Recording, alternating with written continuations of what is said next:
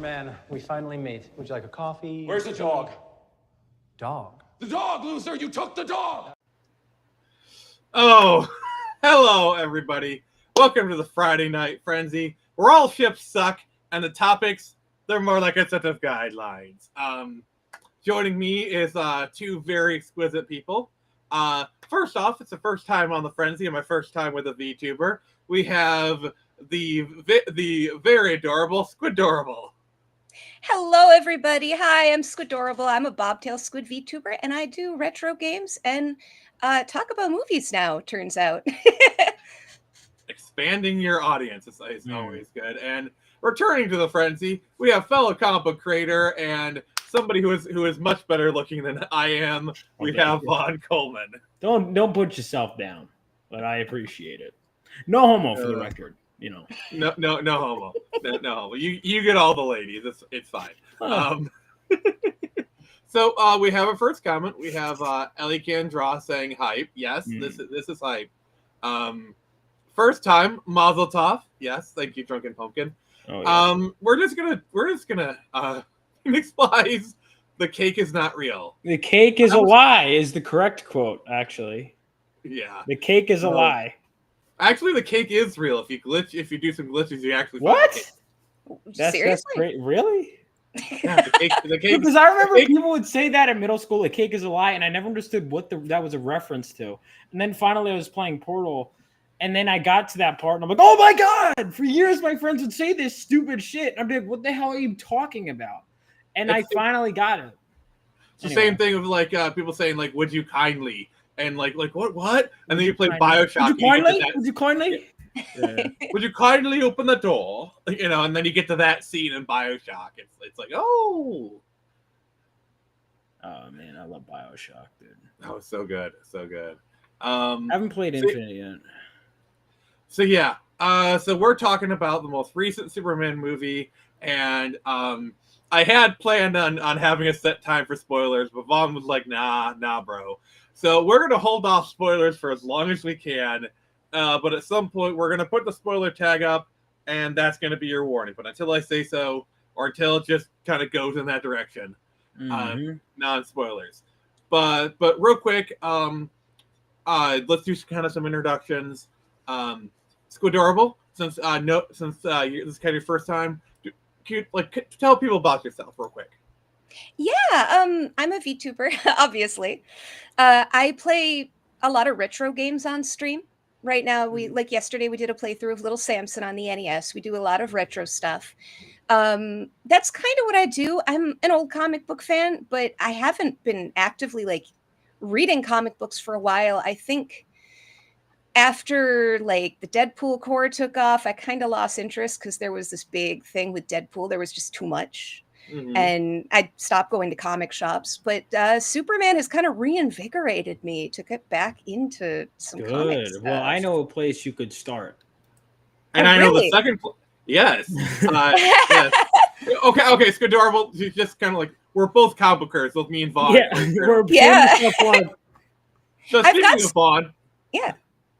Sorry. Yeah. Okay. Well, no, I didn't want to cut off her introduction. Yeah. It's okay. I didn't really have anything else left. It's, Superman kind of.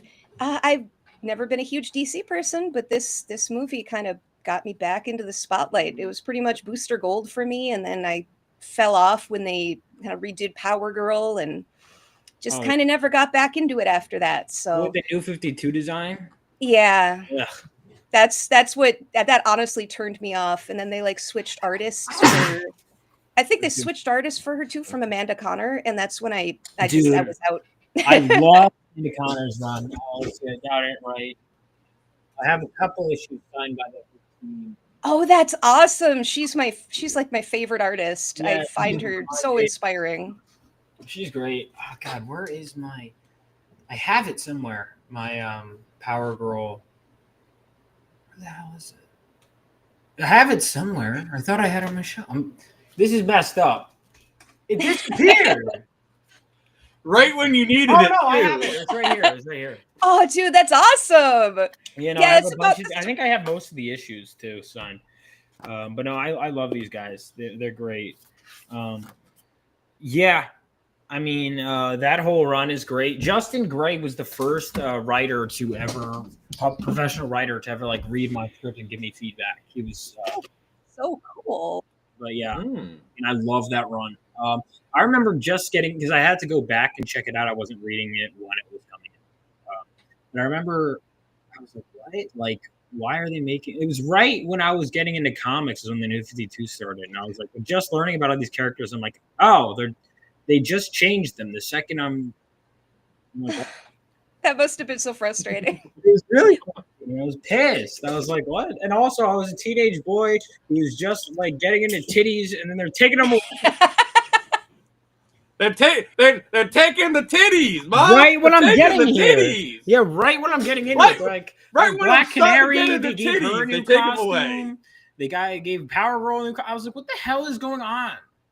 It's Yeah, messed that up, man. honestly, the art and the changes to that's kind of the last time I was into comics was that era, and then I kind of pulled out, and once Marvel movies fell off, I kind of fell off, and so Superman, this movie did some important stuff for me, but I don't Yeah, have a lot think of a lot of experience with people- the character either. Yeah. I got to read more Superman. It made me want to. That's one of the most important things I will say that this movie did is it's reinvigorating people's love of comics, or Yeah. invigorating, even if not Like just. also it's like been having like have you seen the HBO Max numbers? Apparently people are going back and watching some of the older movies en masse. I haven't rewatched Superman since before I started reading comics, dude. The original. Oh man, it's been a long time.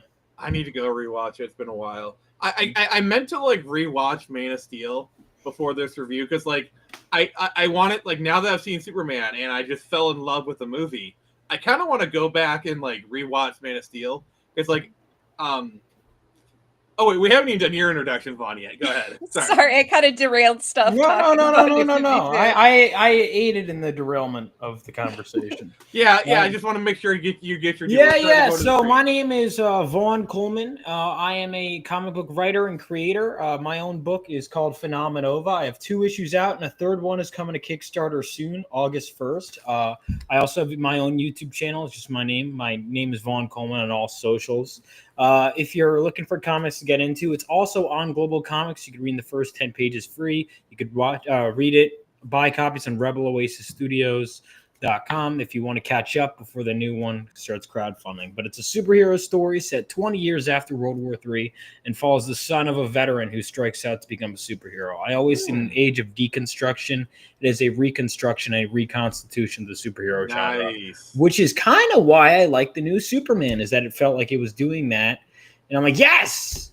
Yeah, like that. Like I basically I feel like this is the movie that Superman Returns wanted to be. Like the whole Reeves but modern thing. The problem with Superman Returns is, and I like Superman Returns, is it felt too slavishly beholden to the Reeves. This one is like, use Reeves as a springboard while still staying within the spirit of those movies. If you get what I'm saying there. Yeah, like honestly, I'm coming at it from a really weird angle. I have never seen the original Superman movies. The first movie I ever saw in Superman was Superman Returns. So I'm coming at it from that angle. Like I don't have the original. My kind of what I started with was Superman the animated series. That's kind of my reference. That's not a bad introduction to Superman, I'll be honest. To be fair, my first Superman, like I did grow up the Reeves movies, but the first one I remember like really watching was Lois and Clark: New Adventures of Superman. And Dean Kane. I love that. I actually haven't seen an episode of the show, but I did meet him. He was cool. I haven't watched it since the 90s, to be fair. But like then Smallville, like I loved Smallville, as like a young. I watched the first season, and then I watched a bit of the second. The way he gets his heat vision in that show is so good. That show is so unabashedly horny, and it was great. Well, how he gets his X-ray vision too? He falls down, and then he sees through the girls' locker room. He's like, "Oh my god!" And then in the X-ray vision, like it's a very hot day, and you have this hot. That's what I'm talking about. The heat vision scene where the hot substitute teacher and they're watching a documentary on like mating and shit, and he's like, "Ah!" I was like, that is It is so, crazy. One of my favorite episodes, the episode Nicodemus, which is like this flower that like does your inhibitions, and it sneezes onto Lana, and so she just like they have this whole scene where she's like doing a strip tease on like Wait, network television. Wait, this is season 1, right? I think I remember that one. 1, maybe 2, I can't remember. Dude, that also Smallville had some like big actors that show up for one episode. Like Amy Adams is in an episode. Oh gosh, yeah, and they got Christopher Reeve twice. See, I didn't get that because I like enjoyed Smallville enough, but the problem is like so they clearly can't use all the cool apparently in the later seasons they stopped giving a shit, but they can't use the cool Superman villains. So they have these like knockoff villains like Bug Boy and shit. I'm like, all right. Yeah, like because they can't because like, well, he's not Superman yet. Who do we have him fight? And it's like the shittiest villains of all time. I do like it, like as they get on. They start like season 4, they brought in Impulse. Season 5, it was Aquaman. Played by Alan Richardson, the guy, the guy from like Titans. He's been a bunch of stuff. No, I didn't watch Titans because it looked cringe. To be honest with you, it's cringe, but as it goes on, as the show gets more confident of itself, it gets better. Jason, I'll take your word for it. It was on WB for the first 5 seasons, and the last 5 seasons it was on the CW. It's like one of those things. And they had Jensen Ackles on like I think it was like the 4th season, and the next year he did Supernatural. Oh yeah, it's like and like Jensen Ackles' mother was the woman from Touched by an Angel. How was that? That's a serious name I haven't heard in a long time. Touched by an Angel. Gosh, I am showing my. No, I remember. I never watched it, but I remember seeing TV commercials for it. Touched by an Angel is an American drama series. It was like, wasn't it kind of like Quantum Leap, but with an angel chick who kept like having to help people? Kind of, yeah. Like, I just remember the actress was from it. I don't know. I'm showing my age. Was the Superman trailer correct? No. I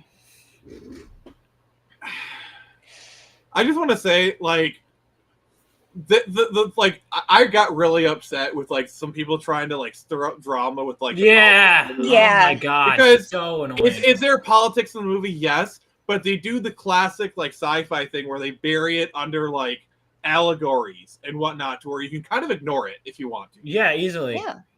Yeah. I mean, the people that read politics into anything are gonna read into it anyway. It doesn't matter. Like you could make Super Mario Bros. And it's like it's a side scroll, and they're like, well, this is really reinforcing the monarchy. It's like, all right, like there's some people that will just do that no matter what. There's nothing more racist than a stereotypical Italian plumber made by Japanese people. No, there are many things that are more racist than that. I would actually have to disagree with you. Many things. Yeah, I would say this is definitely a movie where you can just kind of ignore the politics and enjoy it. Yeah, the politics are only really there if you project them onto it, because they don't use real countries, they don't use real conflicts. It's just all made up fun stuff. So people on both sides, on both extremes, have just been railing about how it's about their side. Yeah. And it's just too much. It was infuriating. Mm-hmm. Yeah, like I recognize the allegory he was trying to make, but I was like, you know what, I can just ignore it. Dude, I could just like do it. Well, and I don't even know. I know what people are saying about that. That it's this and it's that. I don't even know if that's 100% true, but I don't really care, to be honest. Well, the thing is, the thing that like they're saying it wasn't really even happening when they made this movie. If anything, it's about Russia and Ukraine. That's if you so it could be anything. So it literally could be anything, and that's the beauty of having it. Yeah. Be Also, that Bravia. First of all, because one of the comparisons to making is Israel. Bravia appears, from what I understand, in like Action Comics like 2 or something, which was like before Israel as a nation was founded. Literally before it was formed. So like I don't know what the hell you're talking about. It's like, but I mean, yeah, you could use it for that, just like people will use character, but it's like, no, you kind of have to just really, really try to see it. I really don't think it was there. I think it's the press is annoying, and honestly, I'm going to be real. A lot of the right wing stuff is getting just as annoying. Oh, it's yeah. Like both sides are just awful. I'm really sick of it, especially as a creator.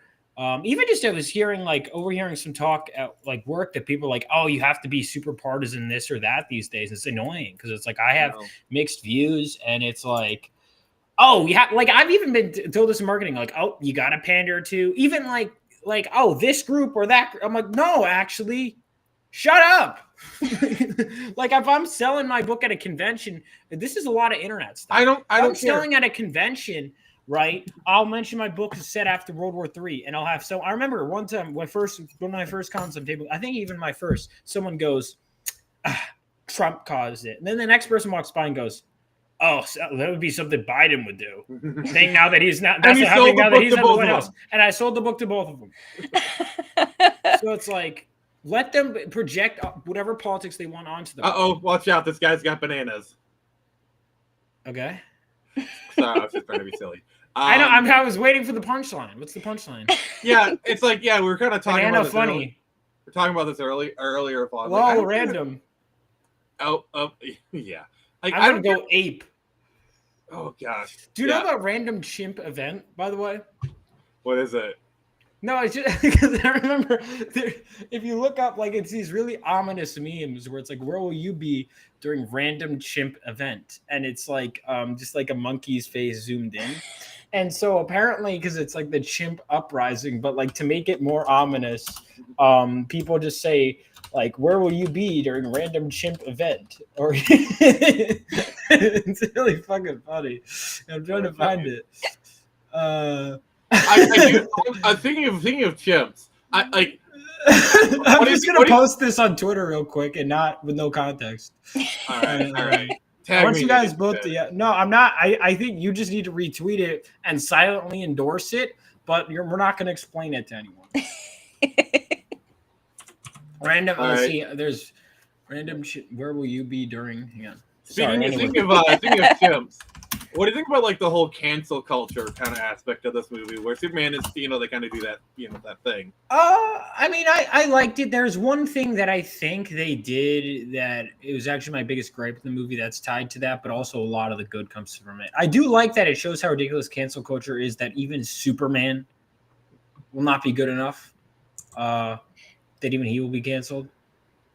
I do say, all right, I think we're just gonna throw the spoiler tag away because I want to talk a very. Wow, dude, you were the one that hang on. Time out. This man was like, "We're gonna talk for an hour, no spoilers," and then he's like, "Fine, 30 minutes. Fine, 20 minutes," and then we're all being on our best behavior, and this man, like on a whim, is just like, "All right, I gotta go." I'm the asshole. I'm the asshole. Everybody. No, it's just this is why when I was like grilling you, I'm like, I know you're not gonna stick to whatever rules you said. I know it. I've streamed with you before. I know you. Yeah, he knows me well. Vaughn knows me well. I will say that. All right, tweeted it. Let's go. All right, everyone, retweet Random Chimp Event. All right, just no context.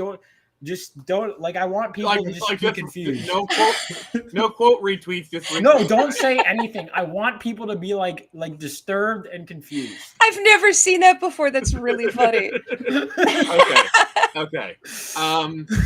So one of the scenes that I really enjoyed is, so after it was revealed, the second part of the message that he was there to conquer and repopulate. You must have a harem.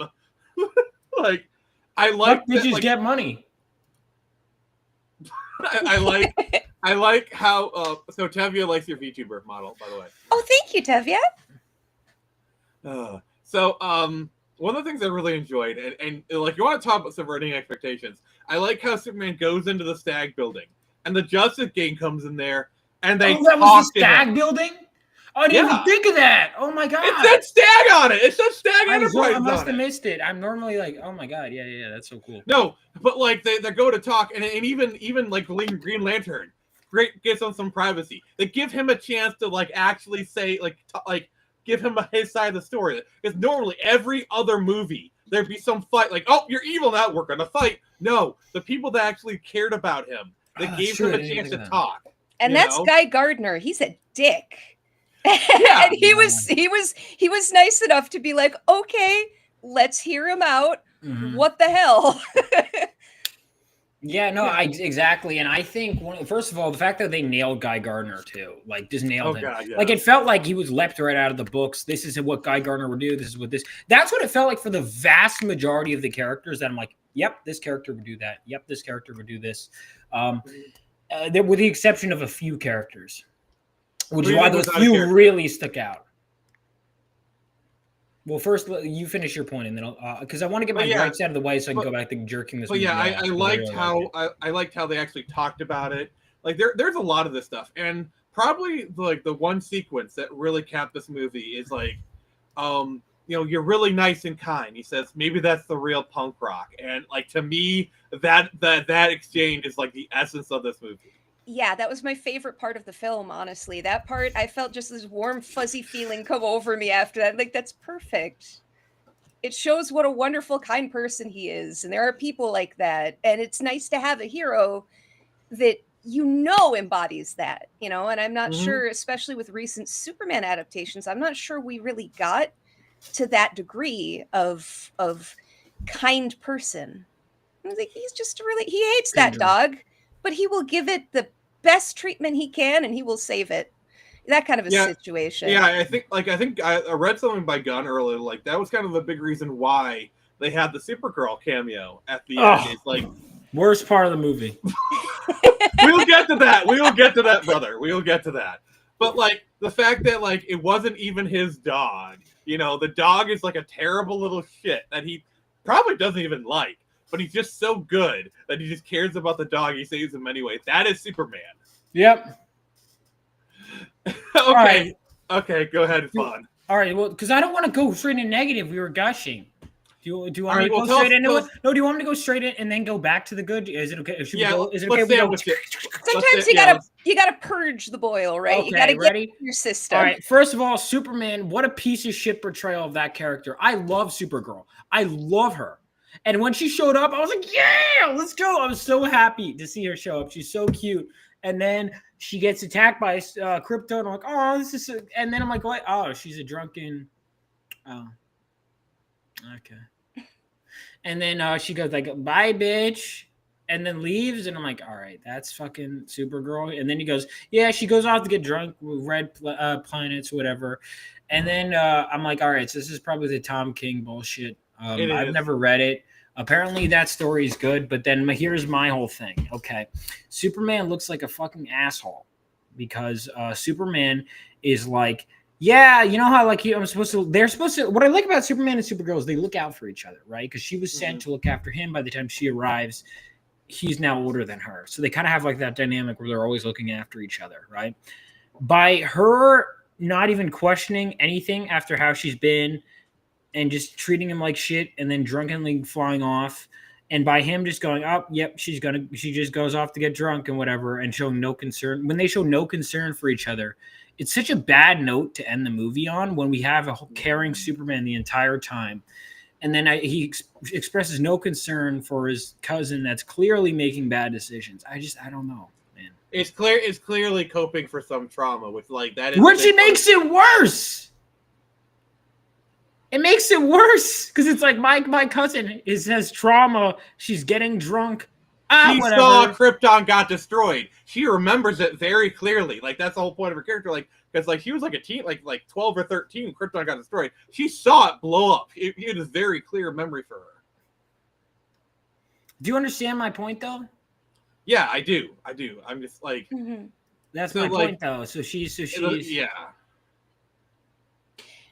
I can definitely see how that wouldn't be very fun to experience because, again, DC, I'm very limited. So my experience with Supergirl is I've seen reviews of the 80s movie. That's my experience with Supergirl. So as somebody without experience, I look at it and go, okay, I'm interested to see what James Gunn's going to do with the character in the next movie. But I can see, especially like if Booster Gold walked in and acted like that, I'd flip out. Like, you know what I mean? I get it. Yeah. I totally understand where you're coming from. And Nathan Brown, if you do have to leave because you don't want spoilers, I fully understand. It's all good, sir. Let's see here. So Supergirl in her Hancock arc, yeah, that pretty much sums it up. I do like Hancock. I do like that movie, by the way. I wonder, do you think they have a therapist on Krypton? No, because it's destroyed. They don't. They don't have a therapist. Yeah, therapy. They don't have anything. They're dead. All right, Nathan Brown. Hope to see you on Saturday. We're doing Wind Waker, but hey, fully understand. You have a good day. Take care. Yeah, I mean, if you don't want spoilers, that's perfectly understandable. I get it. I like the Peter King Supergirl run. I will say I do like Melissa Benoist's portrayal of Supergirl. Her as an actress portraying it. I'm not saying the stories were all good, but her as an actress. I guess. But yeah, Supergirl's a really. I think she's harder to nail down than Clark, because Clark. I don't think so. Clark and Superman have like this distinguished box, and the thing is, part of me is like, I don't want Supergirl to be like a carbon copy of Clark. I want her to be her own character. But I do understand what you're saying. It's like, it's one thing for her to have this trauma, but for them to like not try and help her, that's just a bad first impression of the character, I in my agree. opinion. And also, like, for girls growing up, like, that's your role model. Okay. I'm not saying Supergirl has to be a perfect character. That's not what I'm saying. And look, maybe it's good, but yeah. I don't know. I didn't like that. And I also didn't like what they did with Jor-El and Lar-El. That's the big criticism. That is my biggest one. The other, my problem is that's a really big revelation, and they kind of just breeze past it. Really. Which makes me think, and I know, and James Gunn has even said, no, this is real, but who's to say Lex couldn't? I mean, okay, so we're in spoiler territory. Yeah. Lord Tech is all over this movie.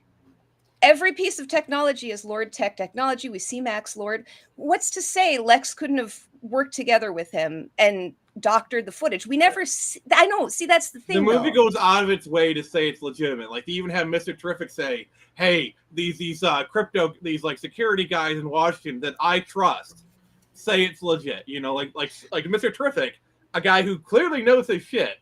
Like, they say it over and over and over again that it's legit. The government confirms it's legit. I know. The movie tries very hard to like. And I still didn't buy it because I'm like, this is such a crazy decision, you know. And I just straight up, I was like, this is nuts, man.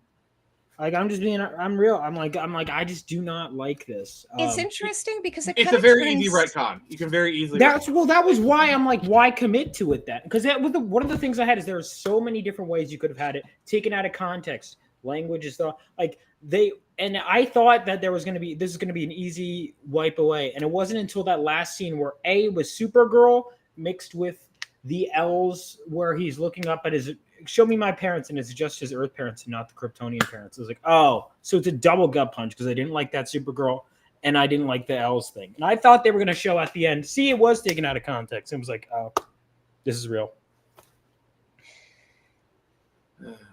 Terrible. It makes me just kind of wonder. See, I'm a big James Gunn fan. I have been since like his Trauma days, since the 90s. So I'm always trying to give him the benefit of the doubt when it comes to stuff. But this essentially, if it's true, and if they stick with this storyline and they stick with the parents and basically Kryptonians being, they're Saiyans. He's Goku. That's what it turns him into. They're Viltrumites. They're Viltrumites. Yeah. Let's rip that Band-Aid off. And that does take some originality and some of that original spark away from the story if it ends up being the case. Now, if James Gunn is just lying and it turns out that, oh, this wasn't the case in the next movie, cool. But we got to kind of go with, I don't know, my headcanon. We do the whole headcanon thing. My headcanon is, until I see otherwise, it was a lie by Lex. That man's amazing. I'm kind of with Cameron Bailey here, where they say if it gets a recon next movie, I'm sorry, but that's a cop-out. To me, it will kind of seem like a cop-out because they took a lot of effort to say it's legit. And then to have it say it's not. Like, I want it to not be legit, but they put so much effort into it. I don't know. It's like... Yeah. If Superman had a dog named Crypto, Crypto is Supergirl's dog in this one. Yeah, no, I mean I just think that was a bad decision, especially because they could have easily told the same narrative without that. That would be quite the death battle, Hood of Raven. That would be quite the death battle. Goku versus Superman movie. Sorry, that joke. But I'm trying to learn to accept it because you have to accept the good with the bad, and I think that is complete and total bullshit. They did the same thing with the in the Batman Telltale games. They made the Waynes like horrible people. That was unforgivable.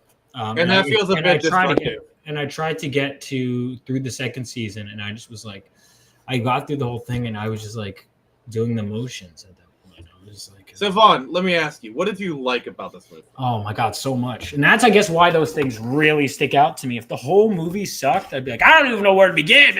But you know what I like? It feels like a comic book in so many ways. It's the most comic book movie ever.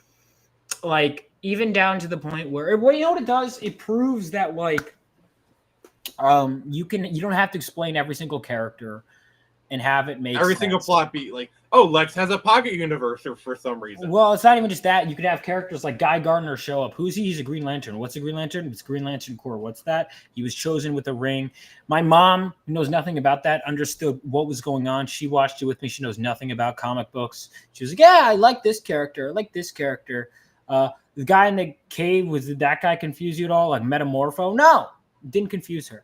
And I'm like, see? Like, so that's one of the things I loved. Each character felt like they were someone from the comics. Like Metamorpho was great. Mm-hmm. I really enjoyed that. Lois and Clark were great. The fact that they had the whole Daily Planet crew down to like Lombard and Cat Grant. Oh, sex god Jimmy Olsen was the best part. Yeah, Jimmy Olsen was great. Perry White. They had everyone. It was just it really it felt optimistic. Superman was well cast. Crypto, I think the disobedience thing got kind of annoying after a little bit, but I still liked Crypto, and I'm still glad he was in the movie. Overall, man, I thoroughly enjoyed it from start to finish. I really did. Yeah, it's adorable. What are some of the things you liked about the movie? Well, I've already talked about the kindness aspect. I'm a big softie when it comes to superheroes, and there aren't a lot that are super. There's that paladinic kind of quality to Superman that I've always looked for, and this movie has it hugely. And I think a lot. I liked the interaction, especially between him and Lois, and the interview scene where he starts getting a little heated. Then it shows that he's not immune to that. He's a nice guy. He's a good guy with good morals, but he's still a person, even though he's not human. And I feel like that humanized him a lot because he got angry about stuff. Mm-hmm. And he got, that's an important thing. You don't want an angry Superman who is violent. You want an angry Superman who feels righteous about something, because that's where that comes from. Yeah, that's why, like, when people were like, when the dog clip came out, people were like, "Oh, he's having a man tantrum. Your dog got freaking kidnapped." And I made the comparison. So it's okay for John Wick to kill hundreds of people because they killed his dog, but Superman barging a door demanding his dog because they kidnapped him, that's suddenly bad. Yeah, I think also because I remember when I first watched that clip, I was like, "Oh, that's kind of a lot. It seems whatever." But I was like, "I'm gonna hold off," and I'm glad I practiced. I didn't get too invested in either side, and just was kind of like, "We'll see," because I ended up really liking the movie, man. Like when that cutscene came in context, I'm like, "Yep, no, it works. It makes perfect sense." Yeah. The scene before really sells it because they went to his home, they trashed it, and they destroyed his connection to his culture. Like, it makes perfect sense why he's. And the only thing he has left is this dog. Mm-hmm. Yeah. And he might hate the dog, but you don't do that to a dog. And during that scene, I saw it my third time today. Seen it a few times now. And during that scene, they do a quick flash to Eve to show how horrified she is at what they're doing to Crypto. And I hadn't noticed that before, but everybody around Lex is just like, oh, whatever. And then you've got this one person, and yeah, she might be a little insufferable, but it gave it this really human reaction of, oh crap, like he's really hurting a dog. Eva's a true hero of the film, by the way, I gotta say. Yeah, what a fun character. Like, I love that, like, oh, she's just taking selfies, and it's revealed that she's been, like, taking selfies of, like, all the sensitive stuff. I'm like, you know what? You came across like a ditzy blonde. You're still a ditzy blonde, but that was fucking clever, and I respect it. Like, I was like, okay. And that's what I mean. There were so many characters in this movie, and they all contribute something. You know? Even Hawk Girl, you know, does some cool stuff. I wonder what the fallout from all that is going to be. Yeah. What Hawk Girl did, because that's huge. She, you know, even though we're in spoiler territory, I'm always almost hesitant to say it, but what she did is killed a man. Well, okay. Yeah, that was one of the things I was like, whoa. She killed a world leader. Okay? Yeah. Like, it's not just killing some random person. That is like a leader of a country, you know. You don't do that. No, in the movie it doesn't get addressed. So I'll be interested to see if there are like ripples down the line in his shows or in things like that. Because we got Lanterns and we've got Peacemaker season 2, and when does that take place? Does it affect what happens? Like all that kind of stuff, right? So that'll be interesting. But also, can I just say, if I can, real quick, Nicholas Hoult, I love him. Oh my god, he might be the perfect Lex Luthor in my eyes. I'm gonna say this. So, Nicholas Hoult, in my opinion, has dethroned Gene Hackman as the best Lex Luthor. I thought he was good. I think I need to watch again to see how much I like him, but I thought he was good. I don't know if I was blown away, but I did think he was good. I thought he was good. Like I think I need to rewatch it. Yeah, I do want to watch it. I liked it enough to want to watch it again. Yeah. I'm probably buying the Blu-ray for this when it comes out. Oh, I've already pre-ordered it. 4K. Nice. You're gonna watch it in 4K. Oh yeah. What? Also, like, I love how if you actually think about it, the first movie programmed in was a punch to the face. It's just like. That's a really good point. I hadn't thought of that. The first thing he thought about was punching his smug face in as he would see it. Oh no, that whole scene was phenomenal. Where it feels like he's the one beating him up. They did a really good job of pushing that through that. I love that. One of my problems is the whole clone twist. They kind of gave it away really early because only Superman's DNA can enter the fortress. How did he get his DNA? And then like. You know, they enter. It's like, I brought something with me, and they pan to Ultraman, and then like they make it very obvious that Ultraman has Clark's DNA. It's very, very obvious that he's a clone. Like it's so obvious. I kind of wonder why they even try to hide it. That to me was like another one of my problems was they do have a show versus tell problem where it's like. Starting it off with like a text. Yeah. I don't think it's great storytelling, but I was like, you know what? Whatever. One thing I do find interesting is very comic booky, I will say. Very comic booky. Yes. So this is just me like kind of world building speculation. So metas have existed for 300 years. So let's say the 1720s, okay? Roughly is when, you know, that means Civil War, World War One. Revolutionary War, you know, the Napoleonic Wars, you know, like it has a very, very interesting implication on history. I know that when they're in the Justice League headquarters, there's a mural up on the wall, and I don't know. Have you guys seen pictures of that after the fact? Yeah, they got Wildcat. Yeah. That Dr. Fate is actually the Pierce Brosnan version. Like, I'm sorry. If they actually do bring back Pierce Brosnan as Dr. Fate, I will be happy.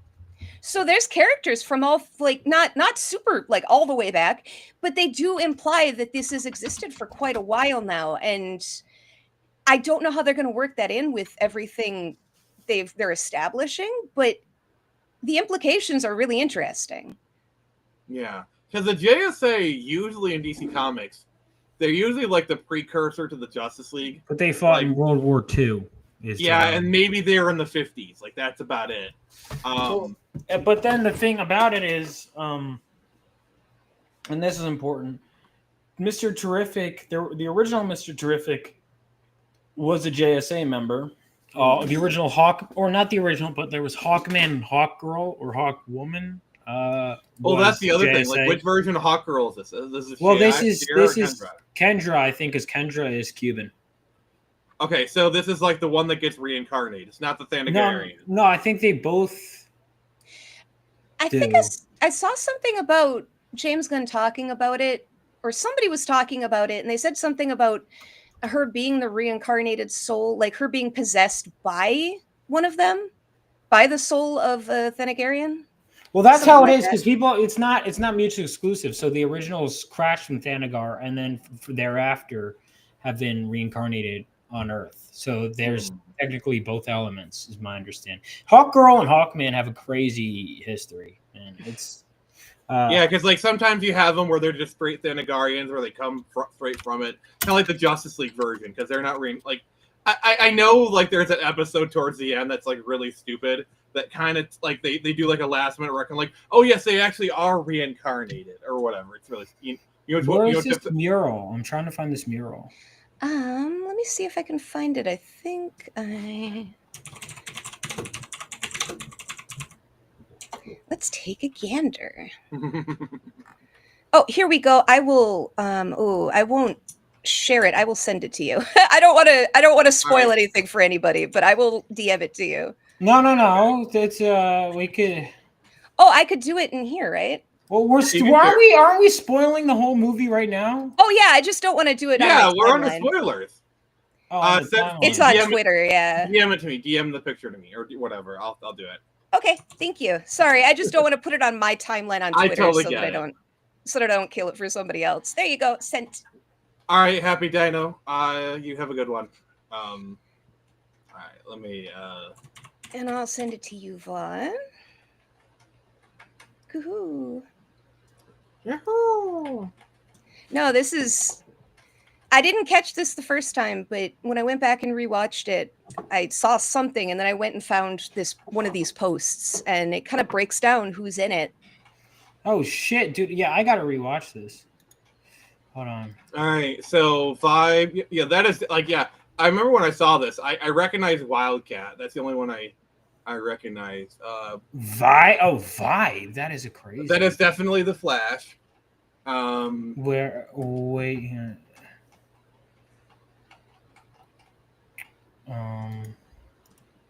Yeah, what makes it interesting is I don't think they've released like the full picture from the set yet. So all there is what's been taken off of movie screens. Yeah. Freedom Beast? I don't know Freedom Beast. Some of these are hard to tell. Dr. Fate? I don't see Dr. Fate here. Yeah. Like that is very much Wildcat, I can tell you that for certain. But yeah, it's really interesting. Jay Garrick, I see. Yeah, for sure. I don't know who Atomic Knight, Freedom Beast. Vibe for sure. Wildcat for sure. Jay Garrick for sure. That's interesting. Yeah, so I think this is going to have a really weird mixed match. Because even if you look at the heroes, like Guy Gardner, Hawkgirl, and Mr. Terrific is such an odd trio. It really is. and here's the thing is, like, of them, Mr. Terrific is really kind of like the third lead in this movie.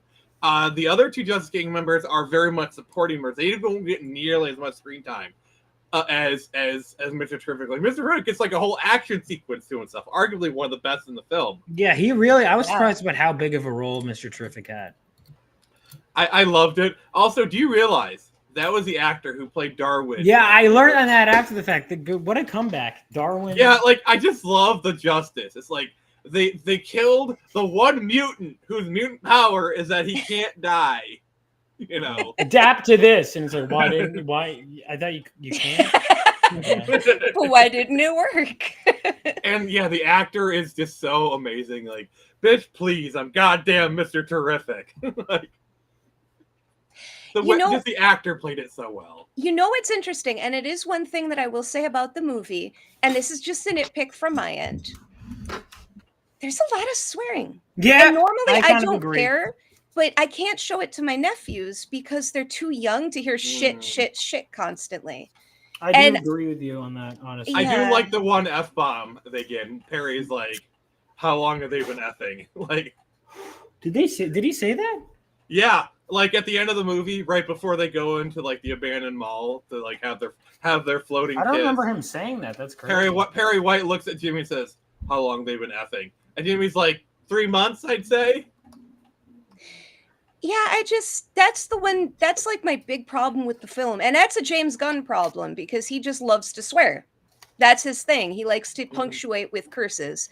And personally, I don't care. Swear all you want. But there were, like, today I went to see the movie again. A whole elementary school class came. Oh. Awkward.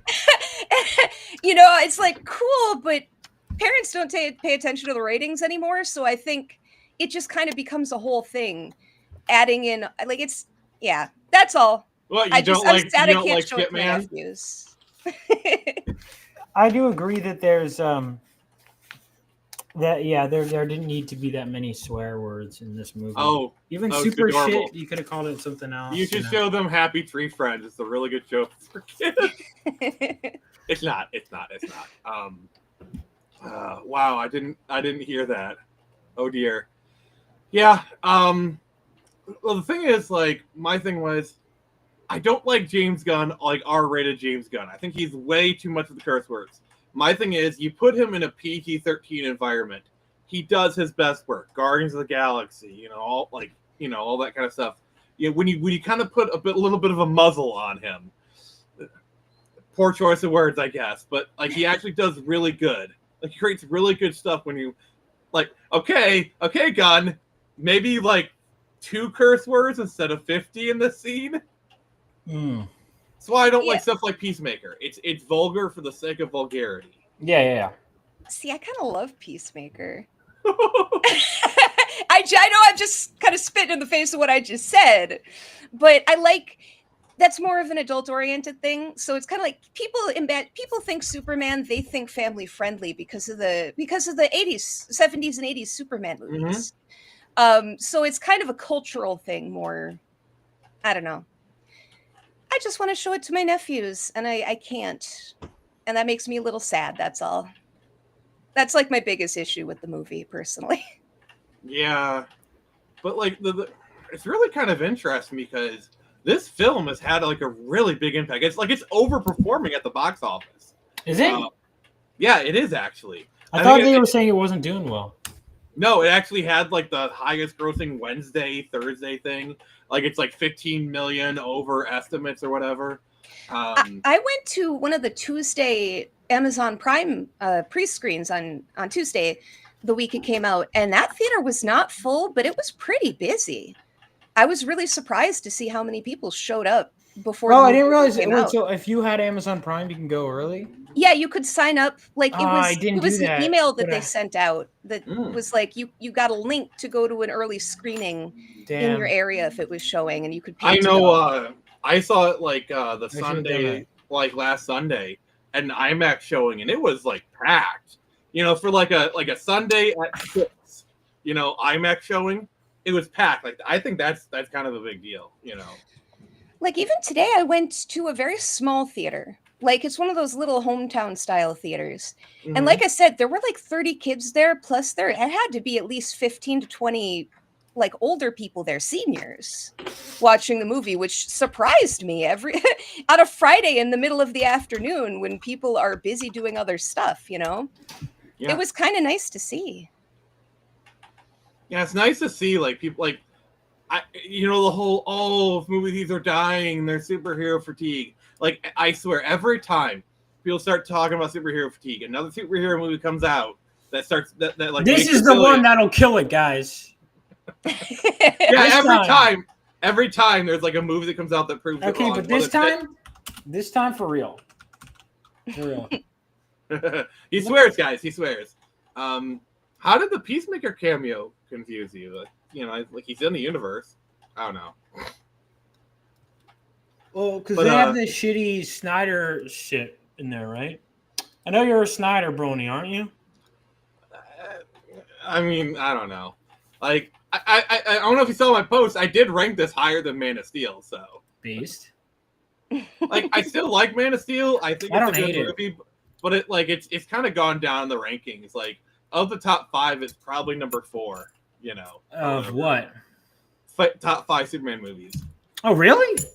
Because I haven't rewatched the. All right, so what would you put as your top? Superman 1997. I mean Superman 78. 1997. Superman 78. Sorry, I was misspoken. Yeah. Superman Superman 25, this current one. Okay. Superman 2, Mm-hmm. Man of Steel, Okay. Superman Returns. Okay. Because I think Superman Returns has value. I'm not saying it's the best one, but I think it's a decent movie, decent Superman movie. You don't like Superman 4: The Quest for Peace? The only thing worse than Superman 4 is Superman 3. Wait, dude, Freedom Beast? This guy, I thought this guy was called. Is this guy different from Biala Beast? What about Battle Beast? No, that's Invincible. I know. I was just joking. See, I can't say a movie they're dying or not. Last year I went to all. Like I think basically we're just now starting to get out of the COVID funk. You know, because people because you had the COVID started movies, and you had the writers strike, the actors strike, shut movies down. We're just starting to get over that, and I think that's why we're starting to see movies come out again, and good movies. You know, it took 5 years, but we're finally getting things back on track. Movies have felt kind of dead the last few years. Everything feels like it's been coming out, like theater movies, like good theater movies. Mhm.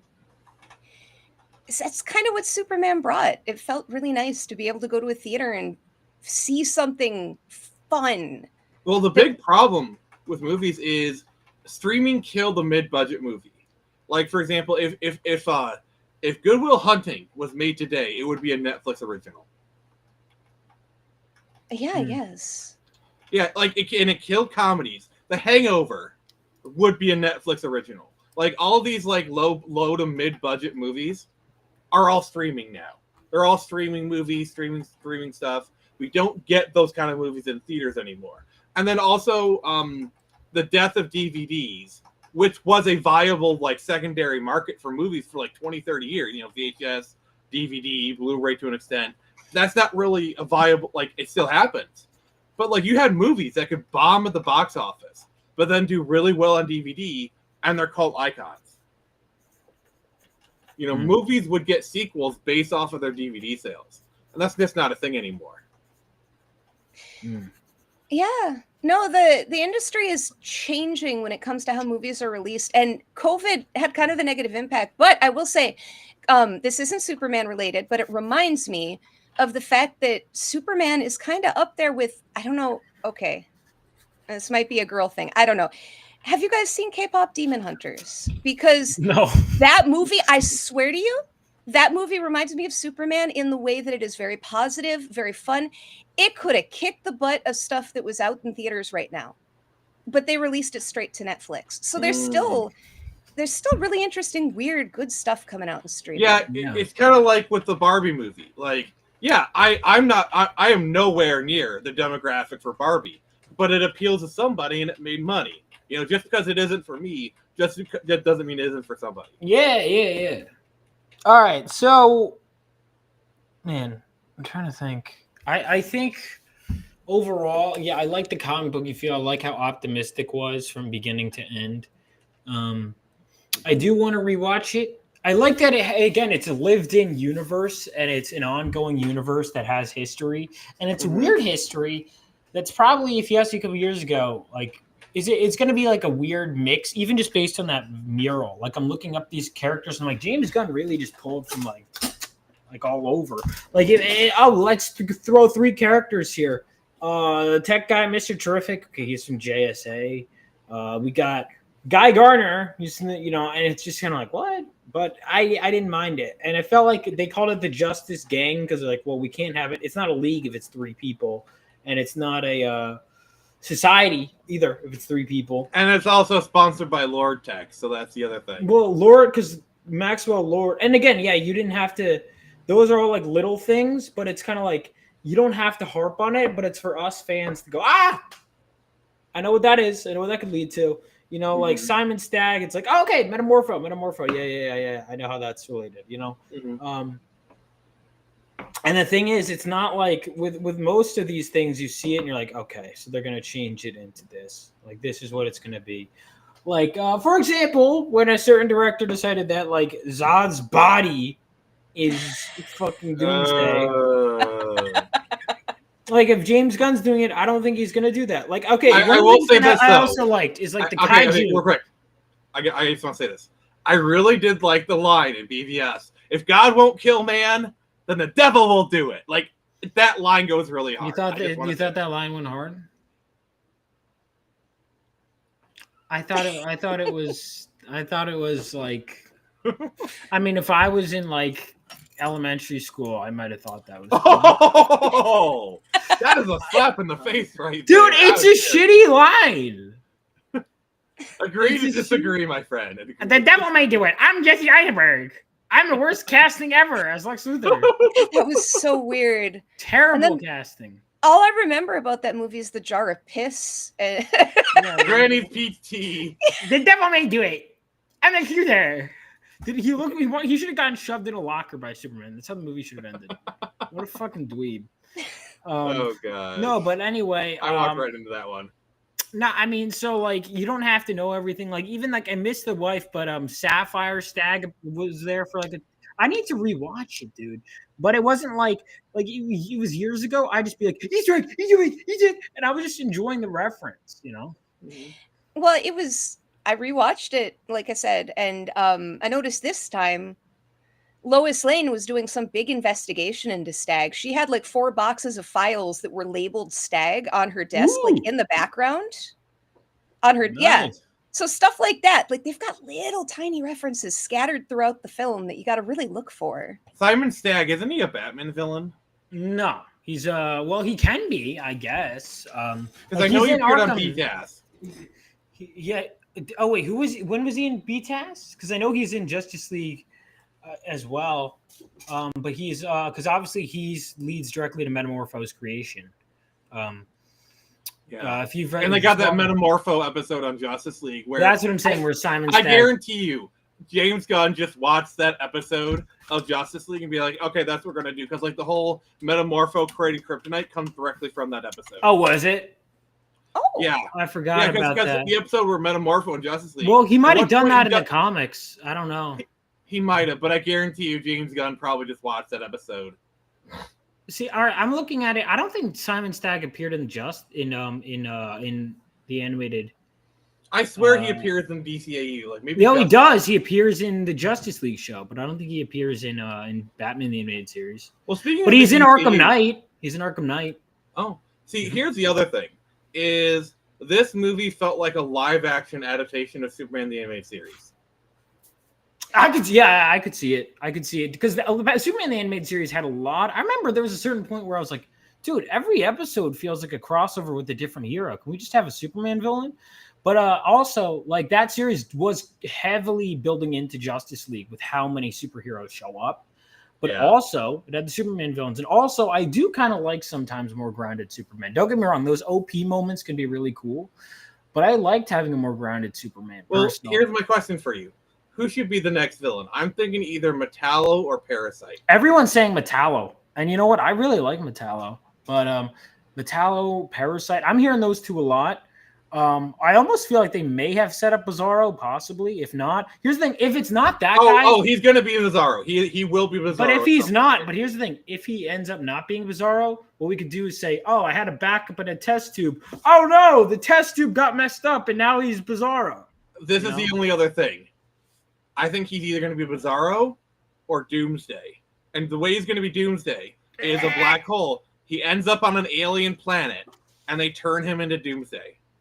Toyman could be cool. Dude, the animated series Toyman is probably my favorite depiction of the character. That so creepy. Holy, where he's like, "The childhood is a terrible thing to lose, mister." And I'm like, "Oh!" Here's another question for you. It's Michael Jackson. So James Gunn kind of went out and denied this, but do you think this version of Superman could cross over with Patterson's Batman? No. Why? I mean, it could. I think they would have already started dropping references if that was the case, because they're in a weird spot right now. Because the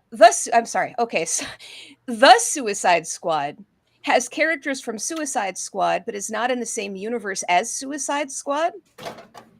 And that's where it gets really weird.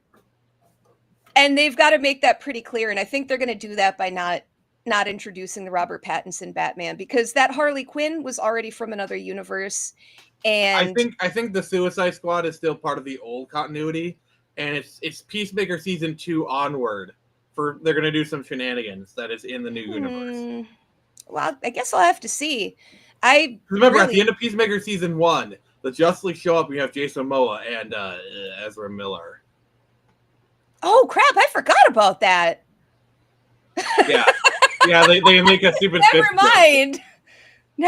I completely forgot about that part. Thank you.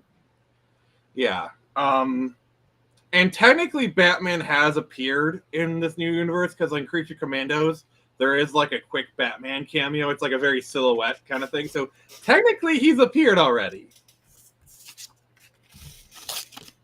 But I don't know, because like I think it's really stupid to do the Batman and the Brave and the Bold when like it's clear they're having trouble with the Brave and the Bold, and they're only just now like moving forward with the Batman 2.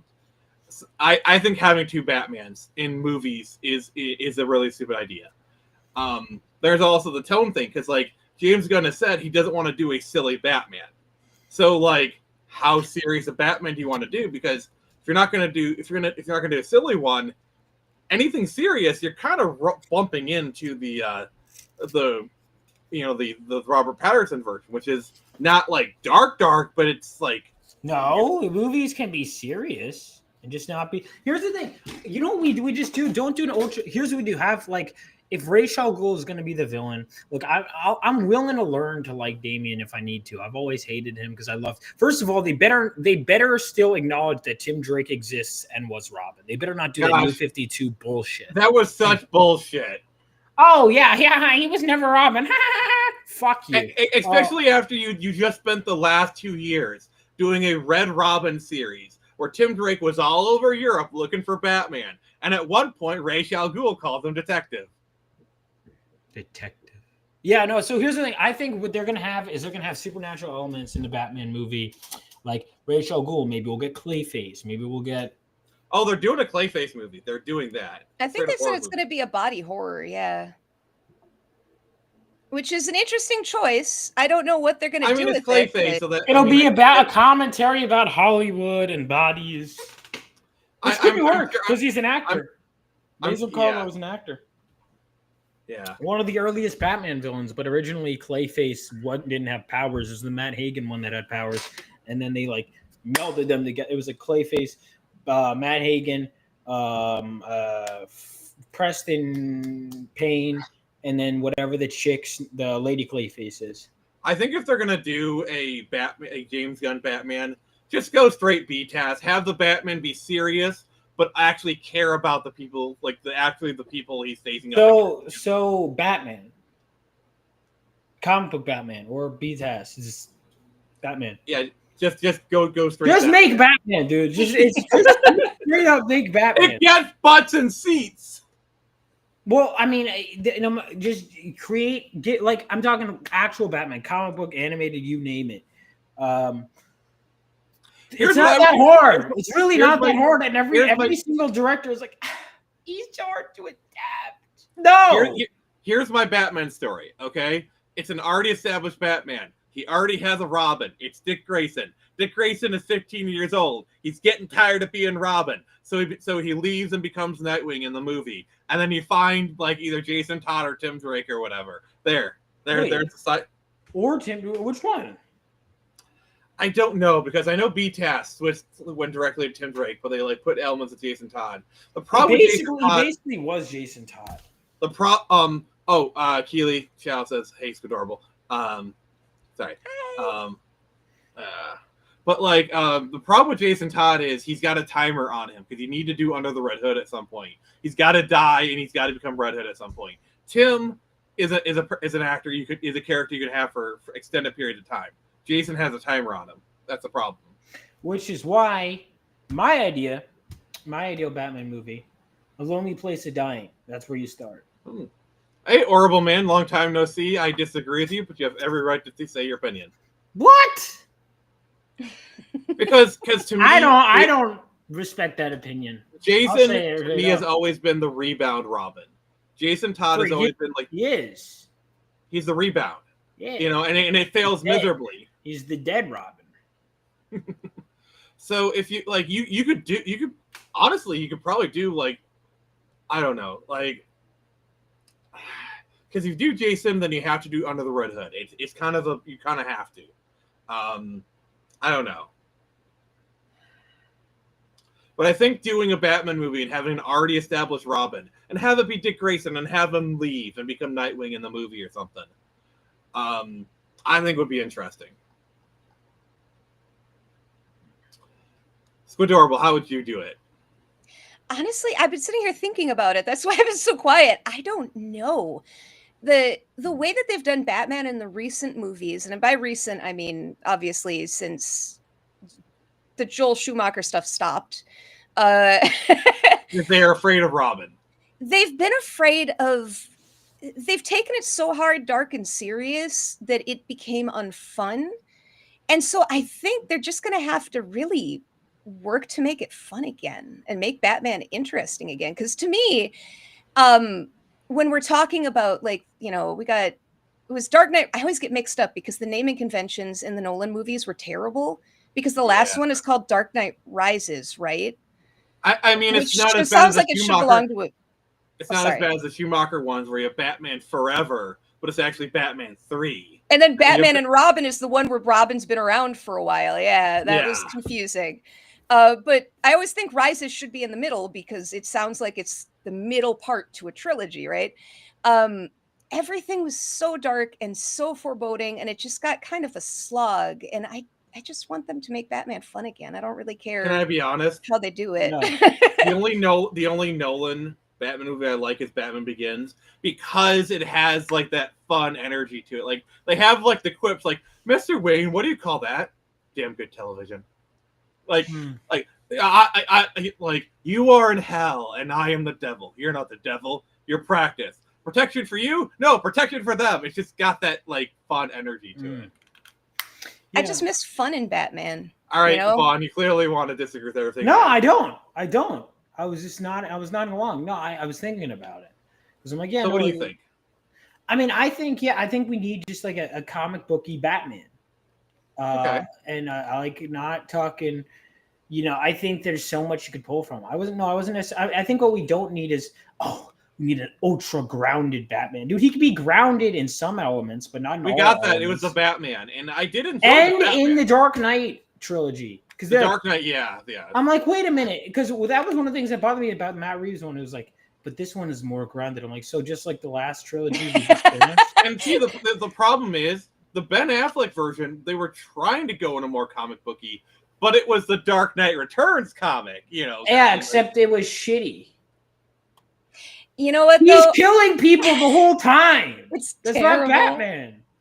He's branding like I will say the whole branding thing is so it is so like 8th grade edgelord. Not only that, it's like first of all, this is why I genuinely don't think the script wanted him to kill, and I'll tell you why is because I think it was Snyder adding it. And the reason I say that is because, okay, they make a big deal about Batman is branding people now, and then he's killing people. So either that was the first time he's killed, which I doubt based on the fact that there's no moral dilemma, or the news media just straight up was like, oh yeah, branding people is a big deal, even though he kills. And it's like, what? But also... no, you see, it's like, oh, Batman doesn't kill people. He just brands people and let the prisoners do his dirty work. It's just even worse, in my opinion. It's kind of cowardly, actually. It's just dumb, dude. Honestly, I'd prefer they bring back Joel Schumacher style Batman. No, I'll take bat nipples. I'll take bat nipples and bat cards. Guys, there is a whole spectrum in the middle. Like you're like, oh, it's either like they're all like, you know, the meme where it's like you're looking at standing. Let's go back to Burton. Let's just bring back No! Tim Burton. All right. No, I want Bruce Wayne sleeping from his feet and it's swinging like a bat. No, This I is agree. where I'm like, you know, the meme where it stands up like, yes, you're all wrong. That's what I'm saying to every other depiction of Batman. You're all wrong. You have not gotten a definitive Batman yet. They need I want Catwoman to get on top of him and start licking his face, you know, because he's a cat. No, I How agree did we with you get that here? they should do that comic book. They should do a proper comic book Batman. I'm a defender of the Schumacher movies, but I love them for different reasons, not because they're amazing Batmans. It's not a great Batman. It's just fun for me. I like bad movies. It's adorable. Have you seen the movie? What was it? So it's a vampire movie that Joel Schumacher did. The Lost Boys. I haven't seen that yet. I've been compared to Kiefer Sutherland though. Wait, did he did the original one? I didn't know that was Joel He Schumacher. did the original Lost Boys. That's like, I grew up on that movie. I love that movie. I haven't seen it yet. Basically, the Batman movie he could have made. The problem with the Schumacher movies is it's compromise. They wanted their toys. They wanted their kiddie stuff. Like Batman Forever, I think Batman Forever is actually very Burton-like. Like it's actually like pretty dark. I feel like if they had actually let Joel Schumacher cook, we would have gotten something closer to Lost Boys. But it's adorable. I highly recommend that movie. It's great.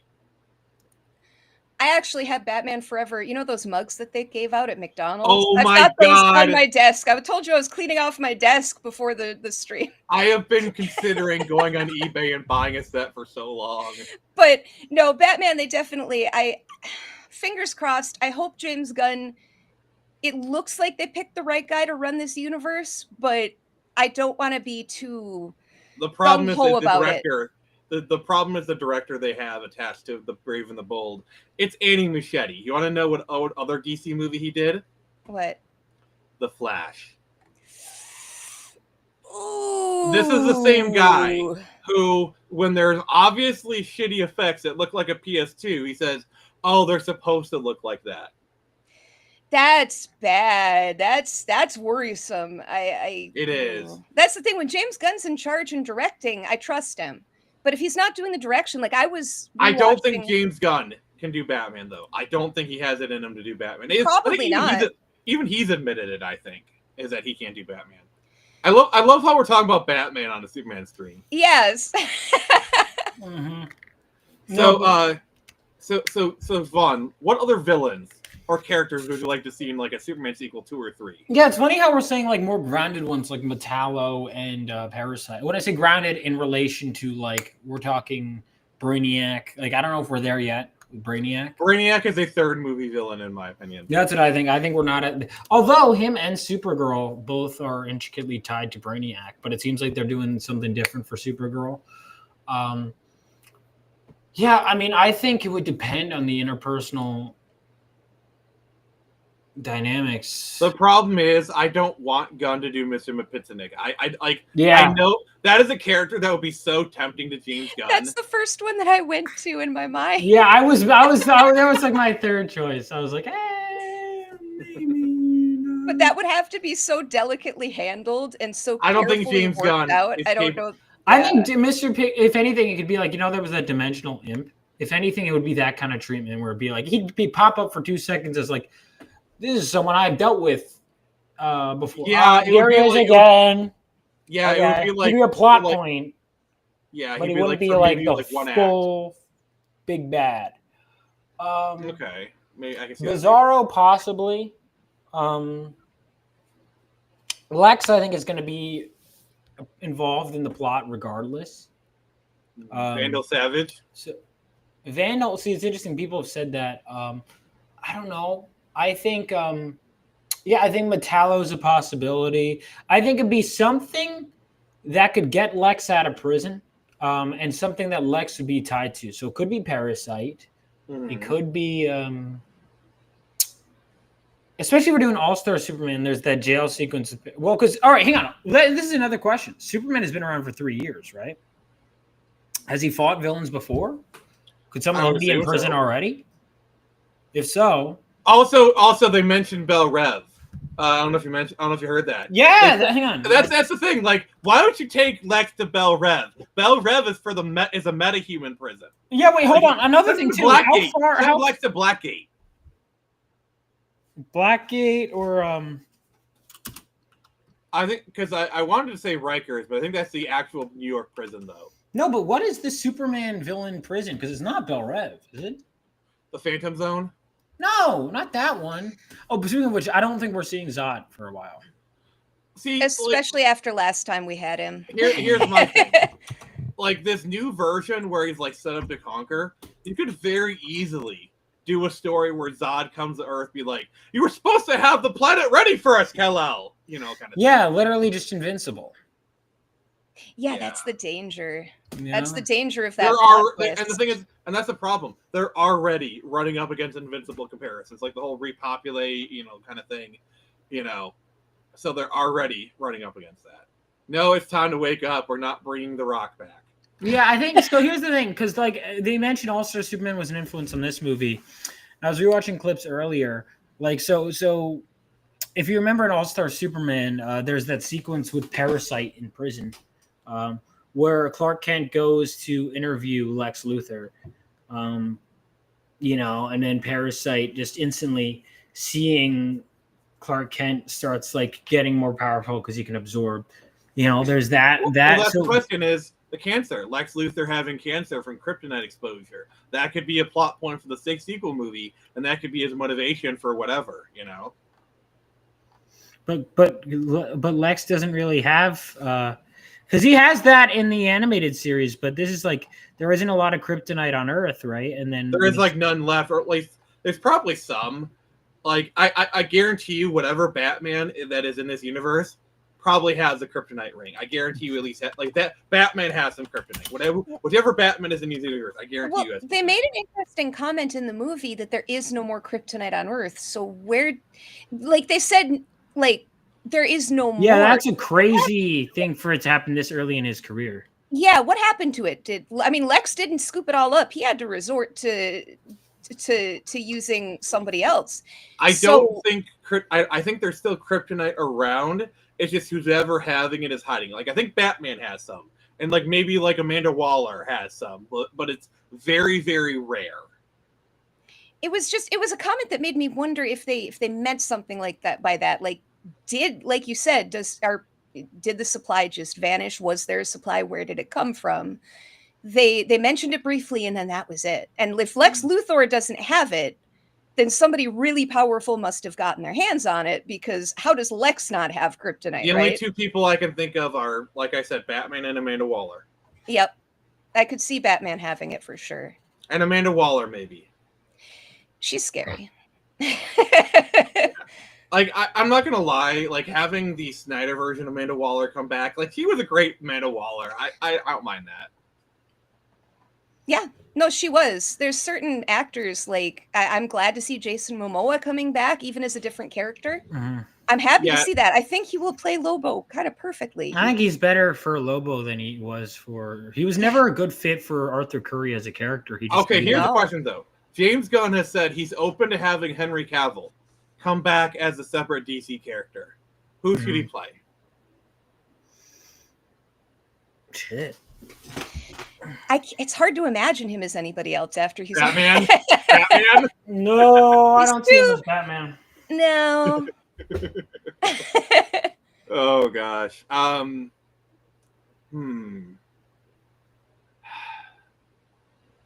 to think. Like, I don't think there's any like Superman related character he could play. Like, I don't think he'd be a good General Zod. But like I don't know, because like, what's a good character? Cavill Zod. I don't know if he could really The thing is, they're gonna put Momoa under makeup and stuff, so he'll look different. Yeah. You know, having Cavill, you'd have to do something similar, or otherwise you just think of Superman.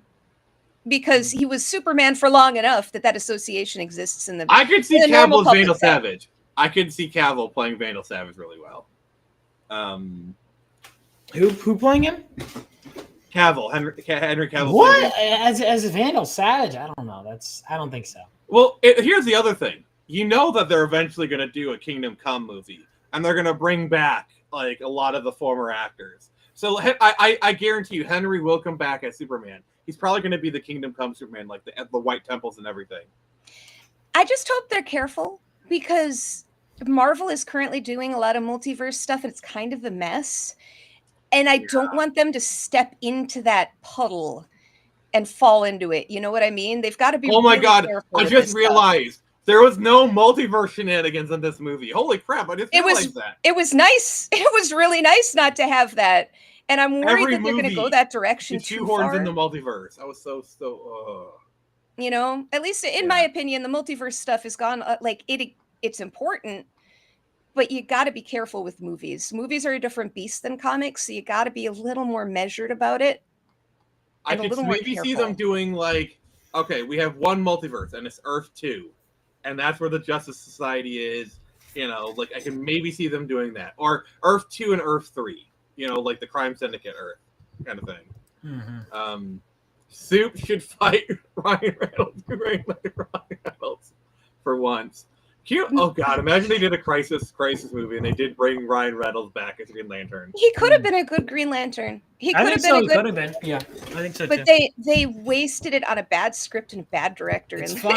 You know, it's funny. I don't know why, because I just keep harping on this. But you mentioned like Superman villains for later movies, and I guess the fact that we all, because this is I've noticed. I've been on multiple Superman discussions right now. We always end up going.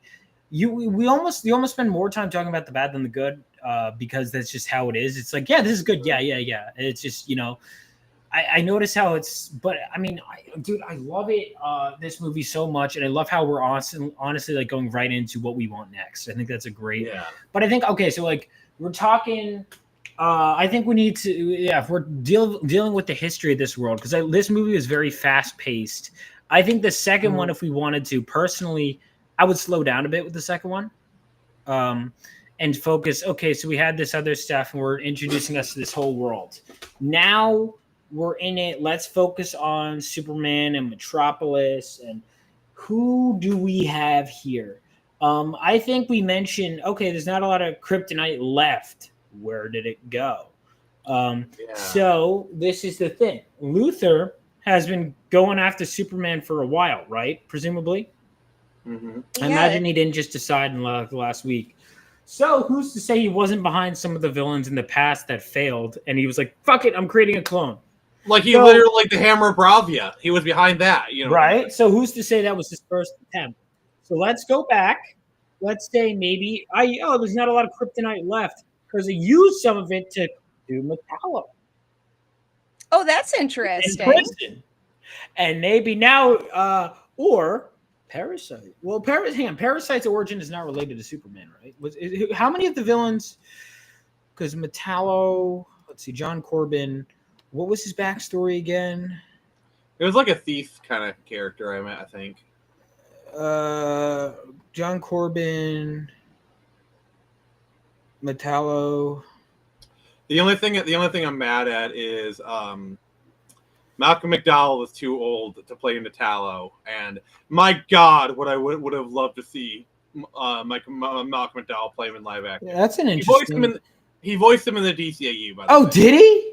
Oh, I didn't even realize that. Awesome. I remember for the DC, for the animated stuff, they got a lot of really.